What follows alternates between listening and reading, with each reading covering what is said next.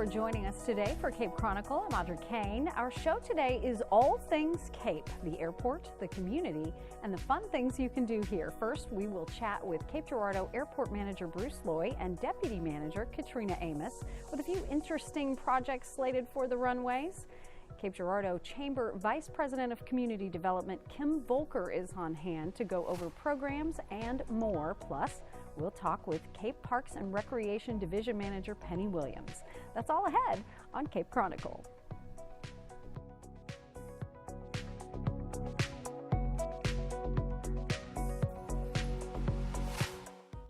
Whether it's for business or just a getaway, Cape Air is your wings in the Midwest. Cape Air serves 6 destinations, including Kirksville, Quincy, Fort Leonard Wood, Cape Girardeau, Marion, and Owensboro.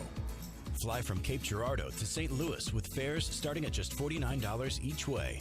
With easy connections through Lambert St. Louis International Airport, Cape Air connects you to the Midwest and the world.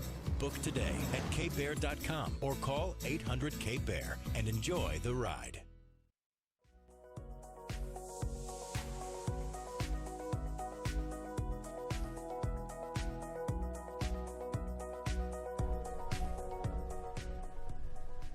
Welcome to Cape Chronicle. I'm Audrey Kane. The city of Cape Girardeau is very fortunate to have what may be considered a small airport, but with big services available. Airport Manager Bruce Loy and Deputy Manager Katrina Amos are here to share some details about the future of the airport. Thanks so much for coming, Bruce and Katrina. Thank you. Cape Girardeau, like I said, is very fortunate to have an airport with so many services, and it all kind of started really expanding in 2009 with the arrival of Cape Air, right? Cape Air, that's correct. And so during that time period, just over 7 years, how many things have developed because of those services available? Well, you know, every airport has a lot of things that you're going to do regardless as far as maintenance and upkeep. But I think more than anything, things going on in the terminal, we're looking at putting in some new furniture in the near future, making some improvements hopefully to the interior of the terminal, a welcome center, those type of things, is all a part of the success of the airline. And the other thing is that we've been able to support the airline and support some of the things actually at the CMO campus through sports activities because of the marketing efforts that have been included due to the fact that we get a budget from Cape Air for those types of activities. It's been a win-win for the community and for the airport business-wise, so it's always exciting to see things expanding because of that. But then Cape Air is also doing something, they just had a maiden voyage of something special, is that right? Well, yeah, Cape Air has just been a wonderful addition to this airport, and yes, they fly probably the largest fleet for a small airline. They're not a small airline. They just fly small airplanes. A fleet of I think 88 Cessna 402s, and those planes are getting up there in age. And they have developed or are developing a new aircraft through an Italian company, and they have just recently had the maiden voyage of that prototype aircraft, and we're hoping it will go online in 2018. That's exciting. You said something about them not really being a small airline. I've flown with them before, and the pilot was actually out of Connecticut. Correct. So very, very exciting to see new developments and new aircraft coming in. 'Cause it's always amazing to see how many bags will come out of those wings when they unpack you. Katrina's nodding her head. They load them up. They definitely do. They do. And it's fun to kind of fly co-pilot every once in a while too. Right. So, all right. Well, there are some other things going on at the airport, and Katrina and I actually spoke earlier, and she mentioned something as far as a service that is an emergency service that I think a lot of people in the area may not know is available. Can you tell me more about Cardinal Glennon and what they have going there? Sure. Cardinal Glennon, they are affiliated with the Children's Hospital in St. Louis, and they, back in 2009 or maybe a little bit sooner, they brought their services to Cape Girardeau, and they service the Boot Hill area. And so if there's an emergency with a child, they fly out to whatever location. Absolutely. And that's with a helicopter? It depends on how much of an emergency, I guess I'll say it is, and how expedient they need to get to St. Louis. They also have an ambulance that they can go by road. In the past, they were having some issues with it. If they had an emergency with a child and it was bad weather, they were having to have almost have an ambulance come to them first. So now they have an ambulance station here in Cape Girardeau that, as Katrina mentioned, services the boot heel. And then if they have to get an expedient scenario, then they can fly in a helicopter as well. That's a critical service for a rural area like the boot heel. Well, and I think we're in the perfect location as well because we're right by the interstate, as well as they have the option of flying as well. Absolutely, absolutely. You mentioned something about they have staff that are there 24 hours? Yes, we have a living quarters in one of our T hangars, and they're there 24 hours. Their shifts, change, but there's always someone there in the event of an emergency. That's exciting to know that those kinds of services are available to what some people would consider a small town. Right. Yeah. But we're not that small. No, a lot of people don't realize what goes on at the airport and the things that do take place almost on a daily basis. One example I keep trying to bring up as an example.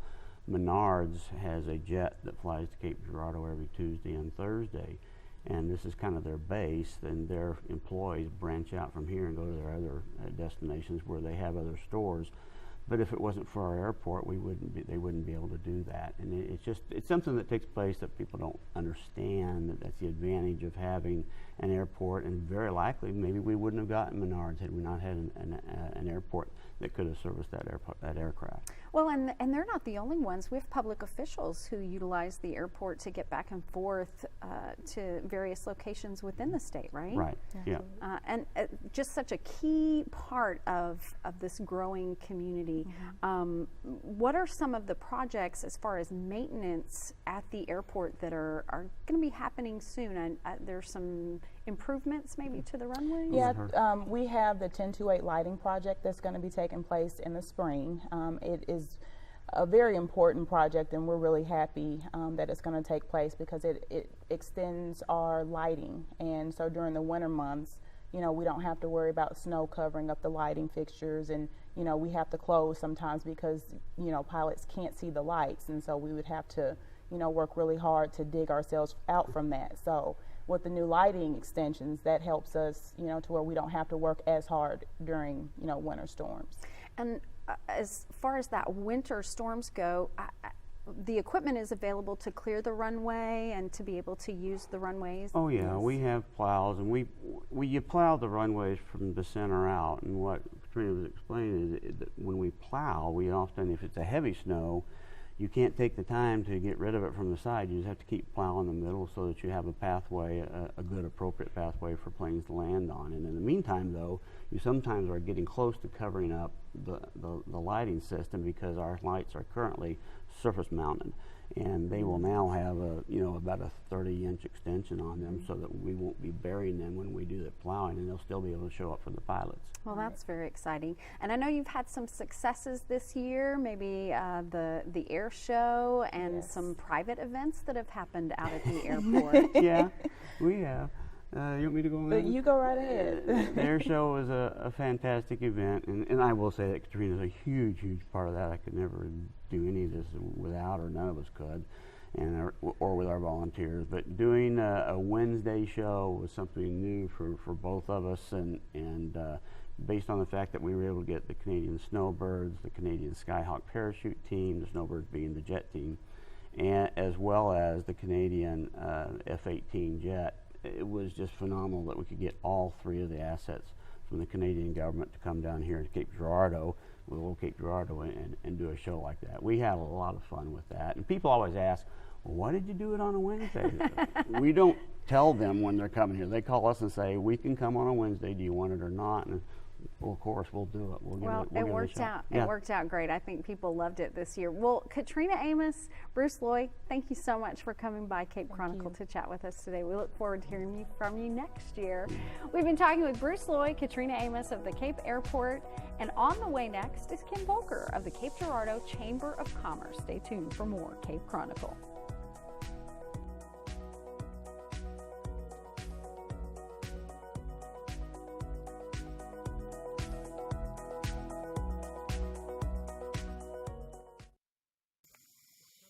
Not all classrooms are created equal.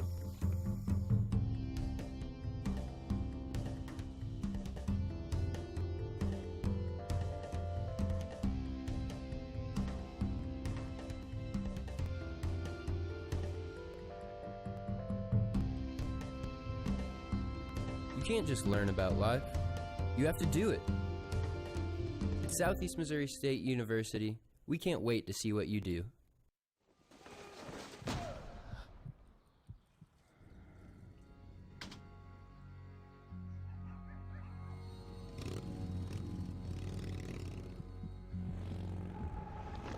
You're late again. Everything all right? It's the same thing, different day. Have you had a chance to check out that website yet? Mental health challenges don't go away on their own. You are not alone. Other veterans have overcome similar obstacles. Find stories of hope and recovery today at maketheconnection.net. I just walked by and I said, "What's happening, guys?" And they told me they were making music. It's the way you walk, it's the way you talk.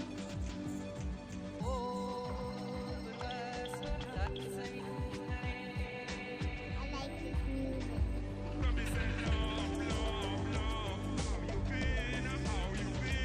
They said I could play, so any chance to play at all. You know, that's my life. I love music. Yeah, that's how we do it.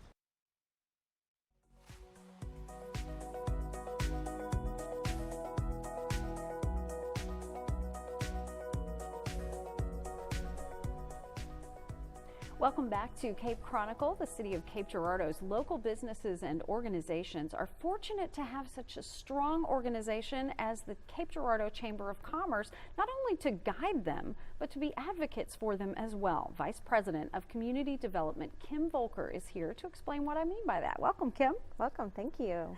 Well, I am really excited to have you come in today because I know that you all have been working on a new program that centers around women in business. So tell us about what's been going on with that. Yeah, this is something we've been talking about for quite a while. We actually launched our Women's Network in April of this year. We have been talking about it probably for the last year or more, finding out that we actually have a need in our area for women in business. We have a lot of organizations that focus on women and in general as far as like service clubs and that sort of thing, but we really didn't have anything geared toward just business. And so we got some area women together, business women, and come up with some focus groups and just kind of decided what do we want it to look like and what do we want it to be. And so our key focus is really mentoring and support and also leadership growth and development for women. Okay, so when you say mentoring and support, what happens with that? So right now, since it's our first year, we've been kind of just trying a bunch of different things to see what actually works out and what the community wants from the Women's Network. So we've done a couple events. We did a couple of speaker series where we had women come in and speak to us at a luncheon, and that went over really well. We had the Missouri State Highway Patrol Technical Bureau Services Commander come in and explain what it's like for her to serve in a leadership role in basically a primarily dominated male field. And so we did that, and then we've done some other things. We did a panel with some women to talk about what it means to serve on a board of directors, maybe for a nonprofit, and how to go about doing that. Because I think there are a lot of women in the community that have a lot to offer. They're just maybe unsure about how to go about it and what the proper steps are. And so that's some of the things that we've done. And then just networking, obviously, so that it's more of a one-on-one or group setting for networking and support. And it's not enough to just have an app on your phone like LinkedIn. Sometimes you have to really connect with people face to face for them to understand. It makes a big difference. What you want to accomplish with your business. Are there some events coming up in the new year for this Women's Network? We have a lot of great ideas. We're just, like I said, we're trying to determine which way we want to go. We do have what we call a Power Hour, which is a networking event coming up on November 29th, and that'll be at the Women's Red Hawks basketball game. So we are going to meet before that and do some networking and then go and cheer them on. But a lot of things, like I said, professional development. One of the programs we know we want to do for a workshop at lunch is public speaking, because not everyone is comfortable with that.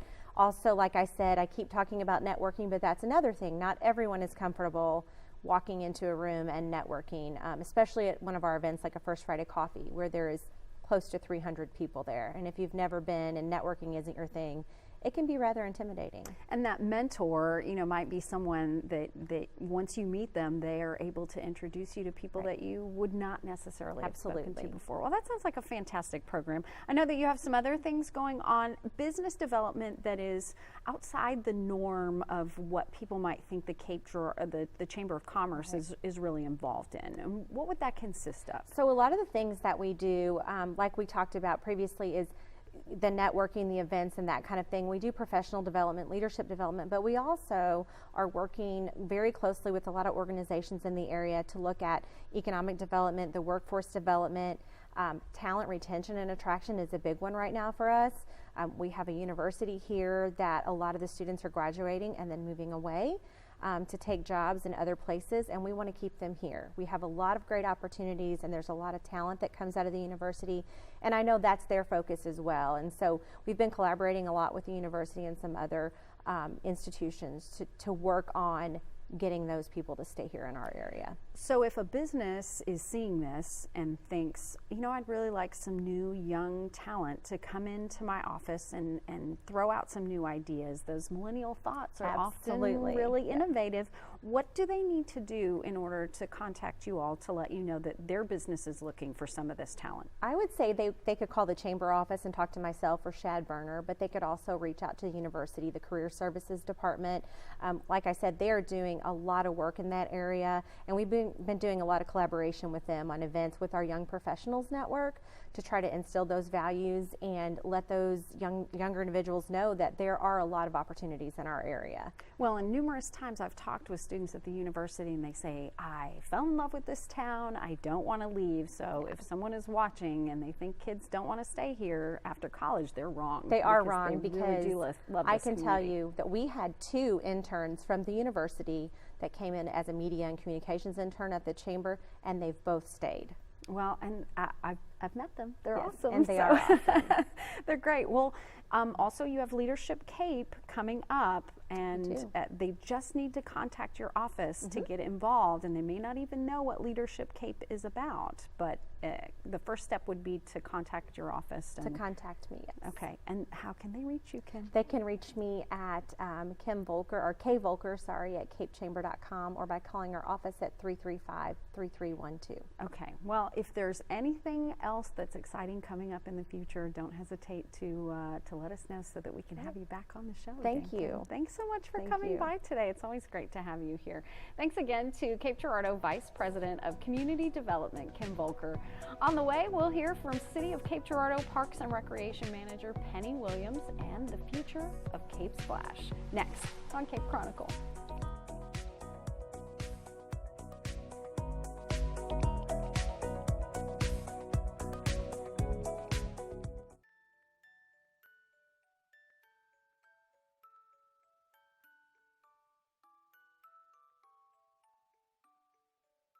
My daddy says that we need to be prepared in case of emergency. Sometimes scary things can happen, like an earthquake or even just a bad storm. That can make a lot of people scared or hurt. If a lot of people get scared or hurt, it can take a long time before rescuers can get to us. But my daddy volunteers for CERT. He says that being prepared isn't just about us, but everyone in our community. He works with other volunteers in our neighborhood to make sure everyone is okay. Like Mrs. Johnston next door. She lets me play with her cats. If anyone is hurt or needs help, he can help them to a safe place, which saves the ambulance a lot of time when it comes to pick them up. Daddy says that CERT helps him learn a lot about helping us stay safe in a disaster. And there's even fun supplies we can use. I'm glad my daddy volunteers for CERT and helps people. And when bad things happen, I'm not scared because we're prepared.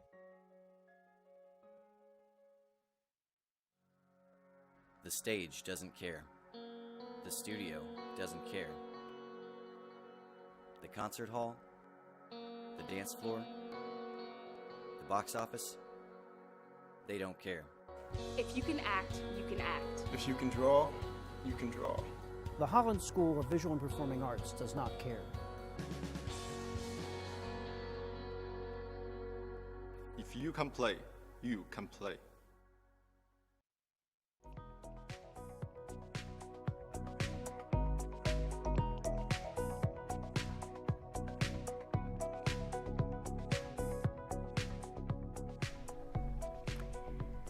This is Cape Chronicle, and I'm Audra Kane. While we're in the middle of fall, it's been warm enough that you might still want to go swimming. Well, maybe not, but in the spring, Cape Splash will reopen, and City of Cape Girardeau Recreation Manager Penny Williams has some news that may have you counting down the months. Well, it may have your kids counting down the months. Welcome, Penny. Well, thanks for having me. Well, it's always exciting to find out things that are going on with the Cape Parks and Rec Department, because you guys work all year long. In fact, you even brought the Play Cape magazine with you so that we could reference. They're just things that go on all year long, right? You know, in this book itself has over 40 pages of opportunities that the public has to become involved in their community and to become involved in parks and recreation events. So. And it is truly a family-friendly book that shows you not just adults, but all the way into activities for senior adults as well. Absolutely, and we have a section for all that in there. So. Well, and I mentioned Cape Splash as we were coming in because I know there's some big developments that are coming, and not that everything that has gone on with Cape Splash isn't exciting in and of itself, but there's phase 2, and people have just been chomping at the bit for this. Tell us what's going to happen with Cape Splash. Well, it's interesting that you bring that up. It is phase 2 of a 3-phase program for Cape Splash, and the first part of it was the big slides that we introduced midsummer last year. And those have been extremely successful and have added an excitement component for those teenagers, because that was something we were kind of missing. So this year we are redoing the inside of our lazy river, and this is phase 2. And it will have bridges that go over, and it'll be handicap accessible. The bridges will go over onto an island, and this island will have a huge pirate ship on it, and it will have roping all the way around it, and it'll have a pavilion on site as well. So we have one pavilion on site, and then this will be a second one. So you could, in essence, kind of rent your own island at times. And so there's all kinds of exciting things that's going to go with this pirate ship. It'll be pirate themed, and it will have cannons that shoot off of it, and it'll have little slides for little guys. But it will definitely be a visual component to Cape Splash. And you know, we're getting ready to put the lights up for Christmas too. Oh, that's right. So next year, not this year because the pirate ship isn't here yet, but next year that'll be a whole nother thing that we'll bring, you know. It's always exciting to see because the umbrellas get decorated for Christmas, right? Absolutely, yep. Yeah, a lot of fun to drive by and see just what's going on for the holidays. Well, that phase 2 is, while it's exciting, there's some other things that are going on now or coming in December. Some programs that you and I discussed earlier that are coming for children as well as for their families, right? That's right. You know, we have a special connection at Christmas time with the big guy himself. So we offer we have a connection with him, and we can get him here in different capacities. One way is by phone. So you can call our offices at the Parks and Recreation Department and give us some information, and then we can relay that information to the North Pole, and we can actually call your special person about anything that they want for Christmas. So you can get a call from Santa. And we also have breakfast with Santa, where he arrives in some special way. Every year we do something different and unique. But he comes in, and you can have breakfast with him and actually write your Christmas letter on site and get in line and meet with him and have photo opportunities and the such. So Christmas is a special time for everybody, but it's really special for Parks and Recreation too. Well, and that's so fun. I may have to come see Santa myself. Come on. We have everything too. We have a flashlight candy cane hunt where we hunt candy canes at night, kind of like an Easter egg hunt, only we hunt for candy canes. Decorate your bags, and then we head out in the park and we bring our flashlights out, and we come back in and have hot chocolate.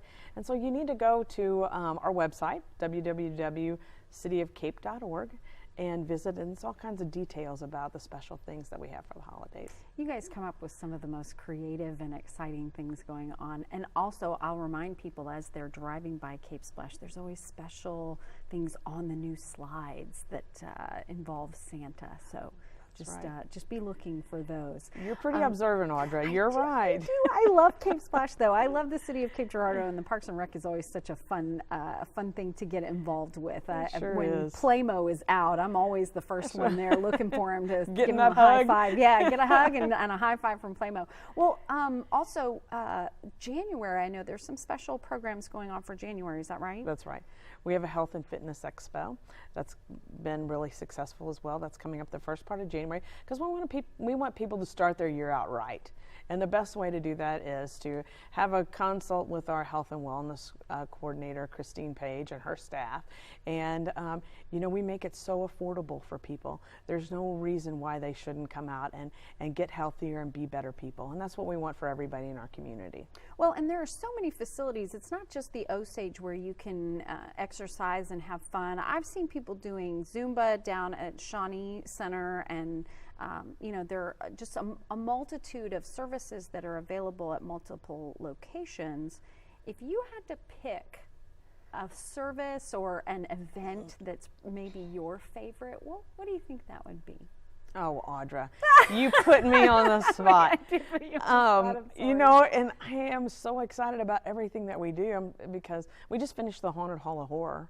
Oh, yeah. And that's a big one for our staff. I mean, that's 7 nights. They build it in like 5 days, and we bring in all of our staff, our park guys, our golf course guys, our aquatic staff. Everybody comes in, and we build that haunted house in 4 days, and we act in it, work in it for 7 more days, and we had a great attendance this year. So that's an exciting event that we do. We have Spaghetti Day around the corner as well, and we'll be doing that.